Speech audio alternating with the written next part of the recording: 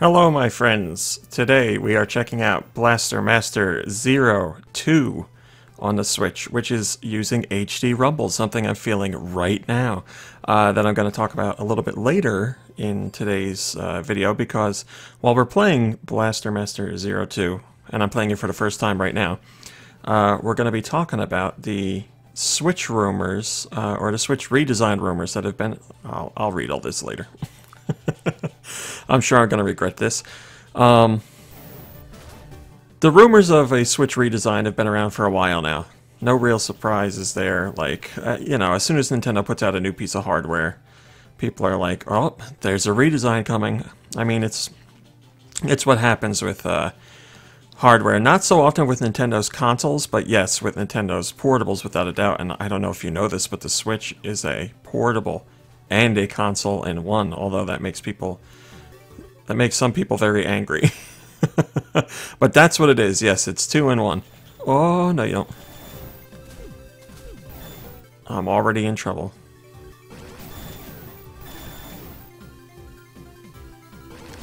I don't know what to do. Damn it. Maybe that'll do it. Oh, that did it. Sorry, buddy. Anyway. Yes, it is very likely that a redesign is on the way. So people saying like, oh, a redesign is coming, we have inside information.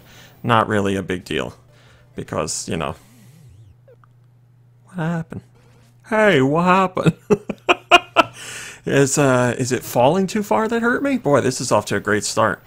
So yeah, seeing Nintendo do a redesign isn't anything crazy. So today the Wall Street Journal was like, hey, there's more information from our inside sources, and they went as far to say that they've been talking to sources that are actually working on this hardware, as well as the manufacturing groups that are working on this. Let's see.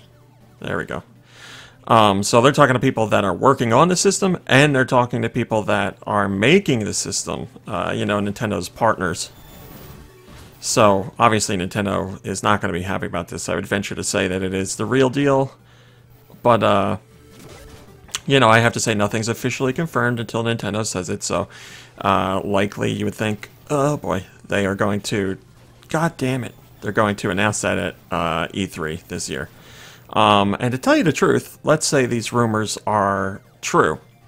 It would make a lot of sense to launch alongside Animal Crossing for the Switch, because I would imagine there's going to be some people who don't have a Switch, and they would like to get one, obviously, to play Animal Crossing. And having a redesign there, something that is... well, so the rumor is they're working on not just one, but 2 redesigns. One that's a little more powerful for hardcore gamers, and one that's not as powerful in some ways. That'll obviously have a lower price point. So to go along with Animal Crossing, and people that are basically going to use the Switch as an Animal Crossing machine for a couple of years, Nintendo wants to put that option out there. So I would think that's a smart idea. I don't blame them for that. Now, what features are going to be in between these 2 versions? That I don't know. This is going to end bad. Because obviously, like I said, oh boy. One of them is going to have a lower price point. One of them will have, I don't know, maybe it'll have the same price point as the Switch right now. I don't know. But there's going to have to be some things that are different. So perhaps it'll be a portable only Switch, which is something that fans have thought of for a long time now. People are like, I don't play the Switch docked. I don't need it to be docked. I don't need it to do any of that stuff. Just give me a system that is portable only. That's fine. Now, you know, you remove the dock price alone, you're saving some cash right there. Dock prices, I'll defend a lot of things Nintendo does, and I'm not usually annoyed with things like most people are, but dock prices on the Switch are absolutely insane. I bought a second dock for my office so I could record footage like I'm doing right now, because it's a pain in the ass to switch it between rooms. And it cost, when I got it, it cost $80. Like, what kind of load of crap is that? There's just, I think that's way overcharged. Now, I would love to hear from people, or overpriced. I would love to hear from people who could tell me why it's not, and I'm willing to listen to that, but I haven't read anything that has led me to believe it's worth the $80. So, yes, removing the price of the dock alone would make a big difference, or at least somewhat of a difference. And then you have to wonder, would they ever do one where you can't remove the Joy-Cons? That I don't know about, because, like, you know, that's a crucial part of what the Switch does. Am I going to make this jump? Yes. So I don't know if they do that. It's obviously, this is going to kill me. No, it's obviously a possibility. And certainly that would reduce some of the functionality of the system. But again, there's some people who play in portable, and that's it. So they don't need those features. It would just limit what people can do with the system as far as, like, you know, I'm sure Nintendo would... Oh, boy. I'm sure Nintendo would do the same games and everything, but then, you know, it'd be like this game on Switch and Switch XL only. And then, you know, you have your Switch Mini or whatever you want to call it that couldn't do it. So I don't know. It's not like Nintendo hasn't done that before. There's been versions of their systems that only play certain games, but those are, you know, a handful of games. So how many games on a Switch require you... I'm sorry. Sorry. How many games on a Switch require you to play solo Joy-Con? What is... Mario Party's one of them, right? You gotta play Mario Party with just Joy-Con, so if you have a system where you can't remove Joy-Con, then... that'd be a problem. Do these things open on... Yep. No. So there's a lot of things to consider. And I don't think them coming out with redesigns of the system is anything crazy. So I'm expecting it to happen. Now, the Wall Street Journal, in their feature, had something that kind of annoyed me, but also made sense to me. They said that they're hearing Nintendo's going to remove the rumble, and they just kept saying, or they kept saying vibration feature. That's what the article says. They just kept saying vibration feature over and over again. Now that would lead me to believe not like vibration in general, because we're talking about HD rumble here, and that would be disappointing to me because, damn it, because I like HD rumble, but the article said that there's not a lot of games that use that are in development that are going to use HD rumble. And they didn't specify if they're talking about wow. They didn't specify if they were talking about first-party games. Oh my god. How do I get away from it? This thing's going to kill me. Nope, I was wrong. The green thing killed it.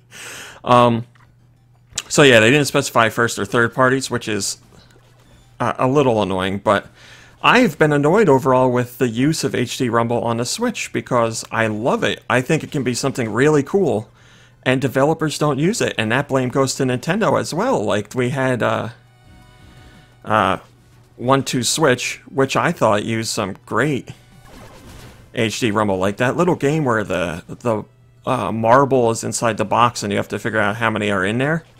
I was so impressed by that, and I was like, man, I can't wait to see what other developers do with HD Rumble. And then, you know, very, very few do, which is so upsetting. And unfortunately, it seems like a lot of developers just go with, like, basic on and off Rumble. And that, for some reason, has a weird default on the Switch. Like, lots of people complain about how, like, overpowered the Rumble is. How do I get away from you? Alright, 2 of those will do it. That's what we gotta stick with. Let's not have another one of those guys. Oh my god. Okay, we're gonna be okay. So, yeah, I would hate to see Nintendo remove HD Rumble, because then that'd mean, I guess, that other games aren't gonna have HD Rumble. Why bother to... I stopped to scratch my face, and I shouldn't have. Why bother to support it if not all versions of the system are going to have it? You know, I would say it won't be too difficult for developers to put in HD Rumble in their games, but look at now, HD Rumble's a possibility for all versions of games, because there's only one version of the Switch, and developers don't really do it. I'm very happy that Inti Creates does it. They seem to use it with most of their Switch games. They did it with Blaster Master Zero, and they're using it at Blaster Master Zero 2 here. And I really like it. I think it adds in something different. I especially like how it makes you feel more grounded in the cutscenes of a game. But who knows? Overall, while I enjoy HD Rumble a great deal and I am impressed when they use it, there's not enough games out there that use it, so I could see Nintendo removing that feature to cut costs, especially if they're trying to drop the price point of the Switch and reach a bigger audience. I get it, but it would make me sad. So, like I said, I would imagine Nintendo's going to talk about this at E3. Obviously, Nintendo's never one to be like, oh, you caught us, we're doing this. I'll never forget with, I'll say I'll never forget, and then I forget part of the information. I think it was the DS Lite, where there were rumors of a redesign of the DS, and Nintendo was asked, and in very un-Nintendo fashion, said, no, we are not doing that. That is not a thing. We are not redesigning the DS. And literally the next day, they announced it, and I was like, oh my god, Nintendo's willing to just straight up lie to everybody, and then just announce the thing. They haven't done anything like that since, but I was just very surprised at the time that they would go, nope, nope, flat out say no, and then reveal it. Oh boy. Rather than just doing what they do now, which is we don't comment on rumors or speculation. I seem to be missing something here. So yeah, if it is happening, Nintendo's going to tell us when they're good and ready, and right now it doesn't appear that they're ready. And you can bet they're annoyed that some of the wind has been taken out of their sails if this is indeed true. We will find out. But what do you guys have to say about a redesign? Do you think it's too early? Do you believe the rumors? Is this something you want? What would you like in a redesigned Switch? Would you go with the portable version, or would you go the portable? Let's say it's portable only. Would you go with the cheaper priced one, or would you go for the all-out version? And what we haven't really talked about is what the all-out version does. Like, what is, if this rumor is true, and there's like a Switch, you know, supercharged, a Switch Plus, whatever the hell you want to call it, what would that do above the base Switch to A, warrant newcomers to purchase that, and B, interest Switch owners already to potentially upgrade? I don't know what it could do, because again, we've seen it with their portable systems before, and usually Nintendo will launch with a handful of games that can only be played on that redesign of a system, but overall, it doesn't seem like it's worth it in the long run, unless you're talking about like form factor, you know, controls that are redesigned as far as like better grip, different buttons, different joysticks, stuff like that. Then I get it. But as far as extra power being used, that'll just only allow for like a handful of extra features and a handful of certain games. No, that's not exactly worth it, in my opinion. You may disagree. But yeah, I love my Switch. Switch is one of my favorite Nintendo systems in a very long time. And I'm not big on like power in video games. I'm not like, this has to have... Can I shoot this from this side? I'm not like, this has to have... Oh, there's different blocks. More power. I need more power to play my games. That's it. You know, that's never something I complain about. I just play the games that are out and deal with them as they are. So I need to see specs-wise what the hell they have going on there. And I can't imagine they would do anything to really like separate or segment the user base in a huge way, because they don't want to make all, you know, however many, somewhere around 30 million Switch users upset that they purchased a Switch and now it's not going to be supported anymore, especially when it's like, you know, how many years after the system? 2+. That would be a little disheartening to see. But yeah, I don't expect Nintendo to do that. So I don't know. It's going to be interesting. I mean, there's good reason to redesign a system. Price drops are always a good thing. People have been asking for a portable-only version of the system. Can you calm down, dude? So as far as going mini with less features and lowering the price, I could see that as a valid idea. As far as going the supercharged route, that I don't know. I'd have to see what's being offered there before I can sit. You know, it's always good to have options, obviously, so I can't complain about that. But we'll see what happens. We're gonna have to wait until E3, I think. This doesn't seem like something they'd announce in a Nintendo Direct. This sounds like something to me where they, like I said, where they'd be like, here's Animal Crossing, and here's, I don't know, Luigi's Mansion 3. And for those who haven't jumped on the Switch yet, we have this great library of games, and here's 2 more ways to get a system.